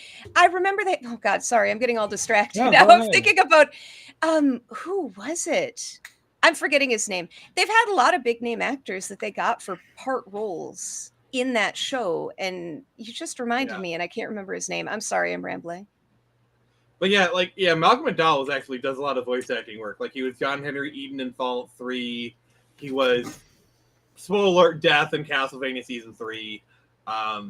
He just has that voice, and I love Malcolm McDowell. Clockwork Orange, Star Trek Generations. He's just like this great actor. And like, just imagine if they did like a Metallo live action like the 90s or 2000s. Oh God, that would have been so awesome. Jeffrey Combs, that's what I was thinking of. They had Jeffrey Combs do voices in that show too. Dude, wait, what? Metallo first appears in the same issue as Supergirl. Oh, interesting. Huh. So what if? So they're doing a Supergirl movie, and it's supposedly based off of Woman of Tomorrow. Wait, am I But what if crazy or is it? Hang on, I'm just double checking this. But what if the villain for Supergirl is Metallo? Yeah. Dude, that's crazy. So, okay, first of all, poor Metallo gets upstage in his first appearance. That's fucked up. She's on the cover, and it's like, also, meet Metallo. Damn, that ain't right. No, but that's all right. So I think I always loved Metallo because he's essentially like a DC Terminator. Dude, yeah, I mean, he's just, I don't know why, because he's just one of my favorites. I love Metallo. He's like in my top 5. Him, yeah, it's funny how no one's saying Brainiac, but I think it's because we're not ready for that yet. I think Metallo. Yeah, Brainiac is like a Justice League level threat. Oh, and that's the other thing. It is Metallo and Parasite seem to be the two I hear the most. Maybe third Bizarro. Yeah, Bizarro I could maybe see, because if you do Bizarro, it's going to be the clone. Yeah, I think we want more grounded. We're having more grounded Superman, and then eventually once we level him up, then we can go. Oh, so I think there's like multiple tiers. There's like the Parasite, Metallo. Then we got like Bizarro Zod. By the way, here is Brainiac, Darkseid. You know, blah blah. Mongol. Okay. I have a theory. So cloning Superman. So that opens up a whole can of worms. So what if this version was not the first attempt? Like there were other attempts. Maybe one of the attempts they did, one of the early attempts, they merged Clark's DNA with Lex's. And it just turned into a teenage version of him. And he's in suspended animation this entire time. Superboy! Connor Kent. And by the way, the cloning facility is Cadmus. I guarantee you, it's like he basically. Yeah. Oh shit. Yeah. All right. So let's think about what they did implicitly set up, based on, because that's one of the things that like everything makes sense in this world. Wide open for Superboy. They got wide open for Superboy. This is one of the things I really like about this movie is it's like a lived-in world, and you could extrapolate and go pull back and look at all the little threads. It really feels like a comic book story in this. Superman 64, dude, that'd be crazy if that's the next movie is an adaptation of Superman 64. Okay, if I was a producer, I'd tell. Okay, so you need to have a sequence where Superman flies through a bunch of rings. Dude, Mr. Mixie's Pitalik. That's his whole thing. It's like he goes, all right. No, okay. Dude, catch me, Superman. No, it's Superman 2, where like he fills the city with kryptonite fog. And in order to do this, he has to fly through rings. It makes me wonder No. And in the movie, he flies through 64 rings. It makes me wonder though, are they going to do a Superman sequel, or will he just continue to be a background character in other movies? They'd be stupid not to do a sequel. I agree. I agree. Yeah, what a complete total. Yeah, I think 100% they're going to do a sequel. And I think they will do a Batman and Superman movie, but they're going to hold off on it. Yeah, I think so. I think we give all right, we've had enough other characters. Let's focus on Superman next. I think we do. So we've like I said, we've set up Cadmus a bit. So I think we could do, and we established that this world has some history. If we have prison, there could be other villains there. I think Bizarro has kind of been set up and works with the. Do you want to see who do you want to see most? Bizarro would definitely be the clone. He would definitely be the clone. Do you think that clone, or do you think he'd be a different one?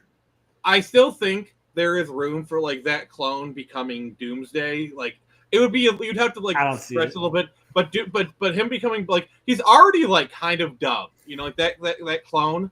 Like I can see. I don't know if you noticed, but they had one of his eyes be cockeyed. One of his eyes was looking off in another direction. Really? In one of the scenes. Yeah. So they had him looking about as different as they could, and his hair was a different color. It was slightly lighter than Superman's hair, and also a lot. But did he use heat vision at all? Yes, I think he did. Yeah. Okay, then he's not Bizarro. Bizarro has ice vision and heat breath. Oh, yeah. Well, there actually are some variation of Bizarro where he is like a botched clone of Superman. There are some variations of that. Well, hold on. What is? Because I know in the animated series that's what he is. But what is he originally? Well, Bizarro is from Opposite World. That's like his classic thing, where you have heat breath and like frost vision. You know, they did that in Superman and Lois. They did that. Parasite would be interesting. Okay, here's a question: do you make Lex Parasite? What do you mean? Do you give Lex the abilities of Parasite, or do you What? make a separate person? Why would they do that? I don't know. I'm just spitballing here. Like I think Combine- Nicholas Hoult is just too perfect as Lex. I'm not sure that they'd Yeah. want to change the way the character works at this point. Just do you because think they'll put him in the armor, the Luthor? Oh, that would be sick. I hope so. I hope so. He's a big guy already. Nicholas Holt's a big dude, which is why it was so nice to see him up against Superman, like, and not be scared. It was so cool. I know, and imagine. So basically, what happens is, like, basically Metallo goes rogue, and in the end credits is Superman is Lex taking the kryptonite out of his chest, and be like, "I have big plans for you," and then he turns that into his armor. Like he has a kryptonite powered suit. Well, they've already established the nanomachines and that they can do pretty much anything with them. Like, you saw the engineer. I don't know if you noticed, but at one point, like, she is composed entirely of nanomachines. So he could do anything. That's what's Hey, so Don, how you doing, brother? I love how Clark was like so offended by that. That was so adorable. that in particular. I remember seeing that leak online, and I was like, "Yeah," but I don't know the context of it, and it That ended up working.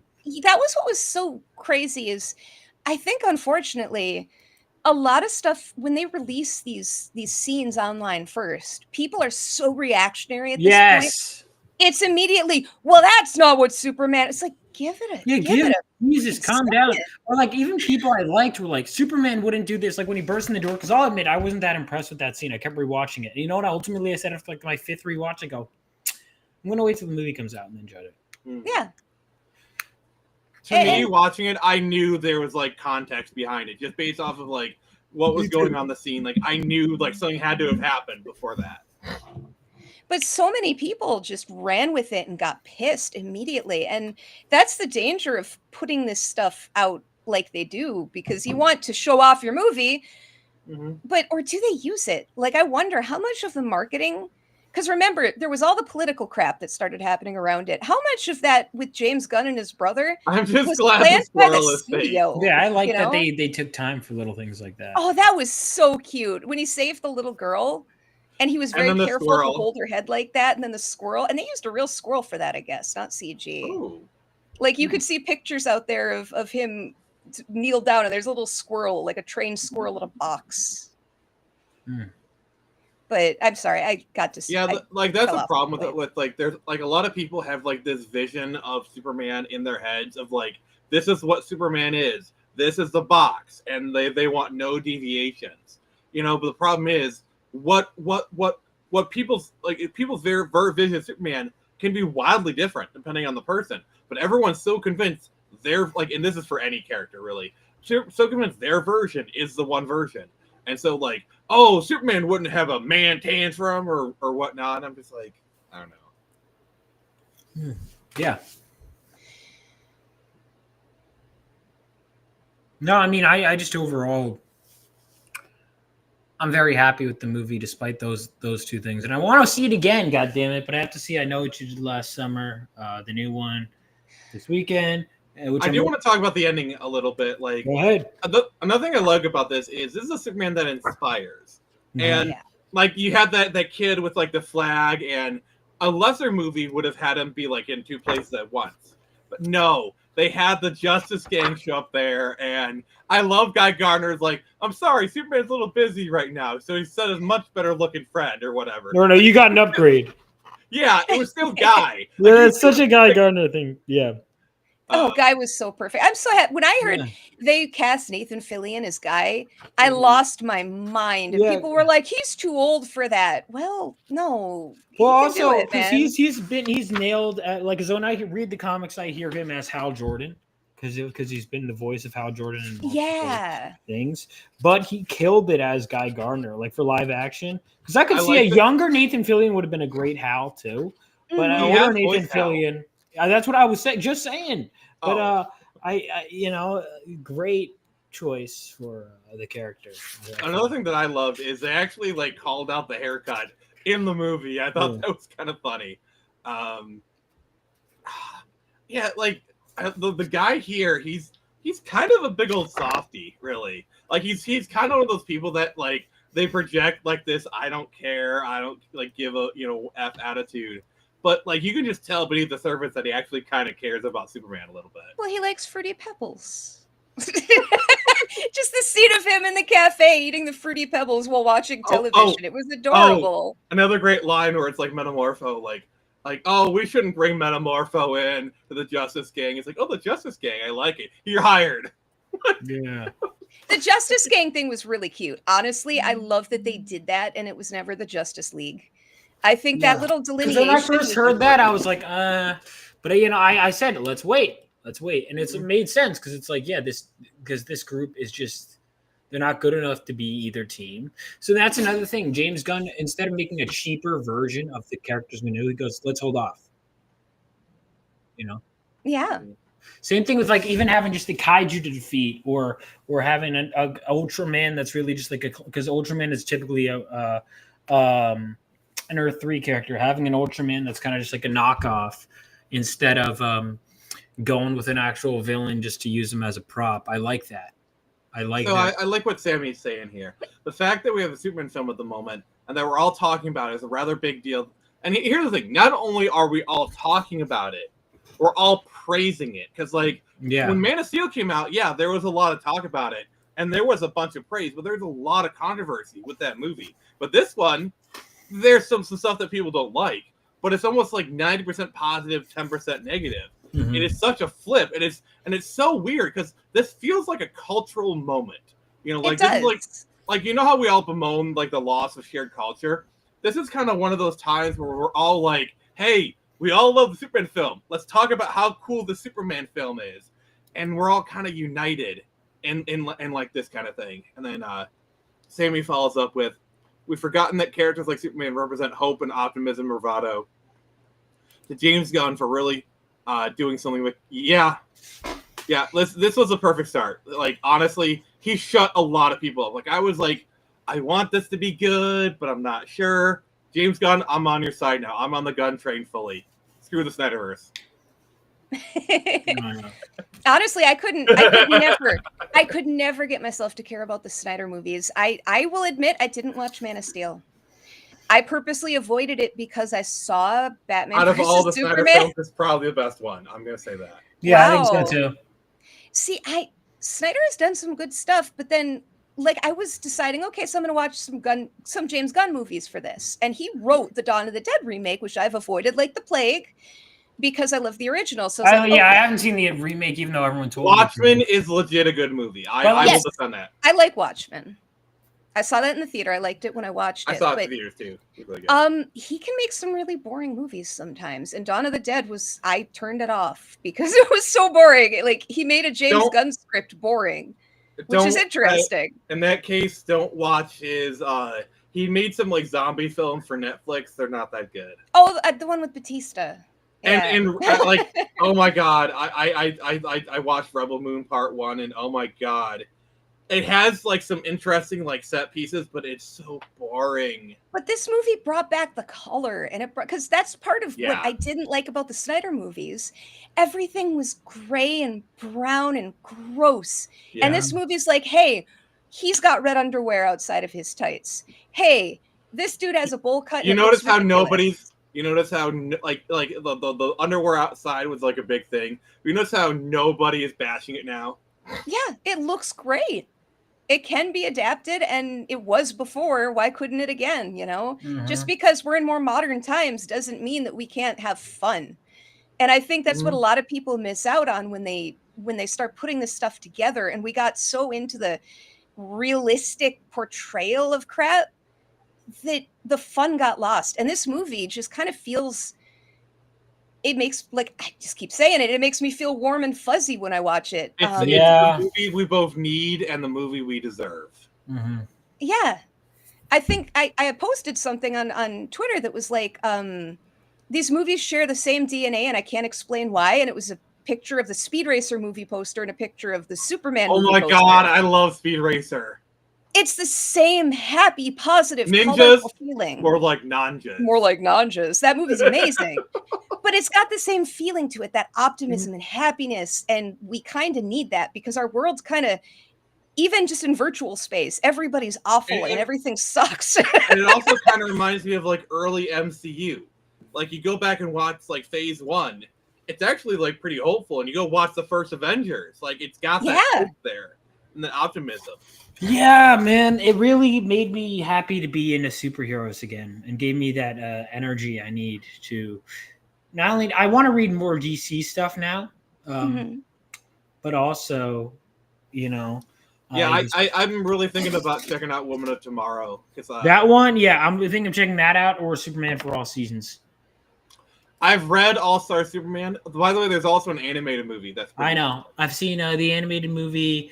I think the comic is better, but the animated movie is still good. But the comic, some of my favorite parts from the comic are not in the movie. Don't read All-Star Batman and Robin. It is cringe as fuck. So like, bad. It's kind of like we keep our mask on. It's better that way. Like if you want like a so bad it's good. Like, it is. Here's the thing. It's entertaining. Okay, it's adorable. Like you're laughing now, but once you actually read the context of what's going on. Oh God! Or how about haven't kissed a smoker in weeks? Nonsense.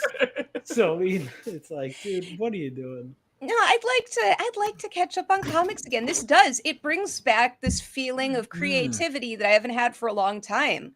This movie, it's so nice. All right, so Vaughn, if we're gonna catch up on some comics, read the recent Ultimate Spider-Man run. The recent one. The original one is actually not bad, but the recent one is really good. They have an adult Peter Parker. He's married to MJ and he has kids, and it is really good. I've heard that. I've got a few issues, but I haven't read it. I got the first 2 volumes. It's really good. I recommend that. And if you're looking for some older stuff, I got to shout out the Marv Wolfman, George Perez, New Teen Titans run. Yeah, I have to finish that run. I've read the first 28 issues. Oh, it's so good. That the Chuck Dixon run of Nightwing from the mid-90s. I've heard that is the best. Yeah. Oh God, I love it. I think the Ultimate Spider-Man run from the 2000s is pretty good. The Frank Miller Daredevil is really good. Oh God, yeah. I have the ultimate reading guide for that, but yeah, I have it all right here. And as far as Batman, I'm gonna do more discussion streams on my channel. I just don't have an exact time slot yet, because. But I want to talk about comics more on my channel. So I'd love to come on. All right, yeah. So I'll think of something to talk about. We might do All-Star Superman. We might do. We're gonna figure comic book reader club. You know, kind of like a book club over comics. Yeah. Kind of I had that comic strip club was what I was gonna call it. Comic strip club. That's fun. Because comic strip, and that's all. You need to have like a poll in the background. That's what I was gonna have. No, have a poll, but like have it like full of like it's plastered with like comic pages on it. No, that's not even what I was gonna do. I was gonna have I was gonna have I don't know, just like a stripper poll, and then whatever insert character behind the poll looking up, like, you know. No. You get like a standee of like Huntress or Batgirl or Catwoman. But I think I'm gonna call it right now. I have Coleman and crew because it's not just gonna be comic book related, but we'll see. I want to mix it in with other. Because I think people are like just movies, and I want to like integrate. But we'll see. Yeah, like for me, one big thing. Yeah, that's like for me, my channel's kind of drifted more in a video game direction. But I try hard to like integrate the comics and like the media and whatnot. Yeah, the algorithm, they want you to put you one thing. And it's like, dude, that's one of the annoying things is people have intersecting interests, and it's like we're supposed to. You're a gaming channel or you're a movie channel. It's like no, people have other interests. Like what? Yeah, like that's why I fight so We're hard. only To keep allowed the to Friday. be in one thing. That's why I fight so hard to keep this Friday stream going, because like it's kind of like a variety of things, whatever topics I like within a certain thing. Like otherwise, the rest of my channel is like all video games. So like even though this one doesn't perform as well as the other ones, I fight really hard for this one because I love the show. I love doing it. I love talking to people. I've got a VTuber on my stream now. It's freaking awesome. Yeah. At Hooded Raven, you are correct. You know what else is good comic? The Screecher series. That is also. And it's also a good comic? Vaughn, show them, please. Yeah. So what the Show hell them a happened? really good. Show Hold them on. a really good comic. My screen like froze for a second. So this is my comic book, Phenomenova, issues 1 and 2. So you can check it out on globalcomics.com. You can go to rebeloasisstudios.com. And if you go to Kickstarter, you can see the sign-up page for issue 3, which is launching August 1st. If you drop the link in the private channel, share it. Woo! Go ahead and do that. You guys aren't going to want to miss out on this. I can share all these links in the private too if you want. All right. Yeah, go ahead. There's the Kickstarter. And then, so it's a superhero story. If you like optimistic superhero stories like this movie, this is right up your alley. You got a fan. Thank you. Yeah, no, people have been really digging it, which is I really appreciate. And if you, like I said, if you have membership to Global Comics, right on there. If not, what about Barbarella? I'm like, Eli just randomly said Barbarella. yeah. I'm like, what? No, Yeah, I'll be picking up your comic for sure, Vaughn. Thank you. I've got Screecher already. I haven't read it yet. I'm sorry. I've got all the issues though. Yeah, I need to. We need to read each other's Nick. Yeah, I need to read some Phenomena. I need to read some Screecher too. It's okay. We Yeah, have a mutual pretending we've read each. Well, no, not even pretending. We have a mutual dancing around, promoting each other, and not having read it. So, Well, the point is we respect each other, Vaughn. Okay. yeah. And yeah. and while we're talking about our stuff, This I over there, also calm. I also have a comic in sign up. Screecher number 4, An Owl's End, which is the end of volume 1, is coming out in October. But the sign-ups are currently live if you want to check that out. Someone was asking about it, Barbarella. Okay. Oh yeah. So Pam Anderson's character, my calm. Let's look calming down. what is your comic? Jeez. No, I know. I'm messing with you. I know. Well, I wasn't sure if you're going to say campaign. I thought you were going to say campaign. Well, I'm like, I thought I'd, run with it. Oh, jeez. So, Squid, could you send me yeah. some links to your stuff in the private chat, please? Oh, absolutely. Absolutely. I can. Check out your stuff. Oh, also, Yeah, we're got. Okay, so go ahead, Vaughn. Let me put my YouTube channel too. While Go I'm whoring myself out. Yep. This is a part of the stream where You have to. There's a lot of you like, I'm afraid to promote. I'm like, I'm not. I'm an American. I'm capitalist. Mine are pretty simple links. It's just all streaming. That's all and I it's do like these you guys days. have been nice enough to come on my stream, donate your time. The least I could donate do is my time. Yeah. No, I'm paid by the minute. Oh gosh. There's a fee. No, this is Parents' fun. fee. Honestly, I haven't. I told you this before the stream, but this is my first time actually being on somebody else's stream. Really? I've never really collaborated with other people, and that as a VTuber, that really hurts you. Not collaborating. Collaborations are kind of how you get out there because Twitch does crap and Kick is worse. So getting promotion as a VTuber is kind of rough if you're not like one of the big ones. So you inviting me on your stream made me really happy. So thank you for that. Well, I've been having honestly, so much it's fun. adorable. It was a delight having you on, and I'd love to have you on some other time. So, I'd love to. This will not be the last time you appear. Yeah, no, I'll That is a get you threat. on at some point too. You've been great. Well, thank you. Yeah. No, I've been enjoying my time here. I just wanted to make sure I got that out on stream. She was paid to say that, by the way. Yeah. Your check's in the mail. It's adorable. Yeah, really. Thank you. The laugh, she does charge per laugh, so they're gonna get a hefty fee, dude. Big No one make any jokes. No, literally kill. there are no my financials. jokes at all. Do not laugh. Vaughn, stop it! You're literally I'm killing too my sorry. financials. I'm here. going to be a millionaire. Darn it.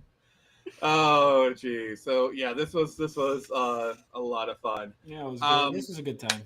Yeah. So thank you, Vaughn. Thank you, it's adorable. So you can catch me tomorrow. We're starting up a new playthrough of Wind Waker HD. That's going to be really fun. Ooh, Saturday, I do my big game streams. Saturday, on Sunday, we are doing the extra credit show where I just talk about video games for 2 hours. We're doing an expose on the 6th generation of game consoles. That's going to be really fun. Monday, we're supposed to do multiplayer Monday, but I kind of hit a snag because like we do Marvel Rivals. I was trying to play it last night. They did like a new update because they added Phoenix, and my game runs like shit. Like it doesn't matter if I set it high or low. Like in game, I'm getting like 20 FPS when usually I get like between 40 and 70. So That's like I don't know wild. what's going on, and if I don't solve this, I can't do multiplayer Monday. But so yeah, if any of you guys know how to fix that, please hit me up on Twitter. But I don't think I can stretch this anymore, so we're gonna just kind of pop this off early. Vaughn right. Coleman, thank you. Squidorable, thank you. And to all of you, Hooded Raven, Eli Kendra, Jason Ingram, Black Reaper Kai, and everyone else that I missed, please fight me if I missed you, because I do make those mistakes sometimes. But this has been Nick from the Phoenix Press, and remember, I can only show you the door. You're the ones to walk through it.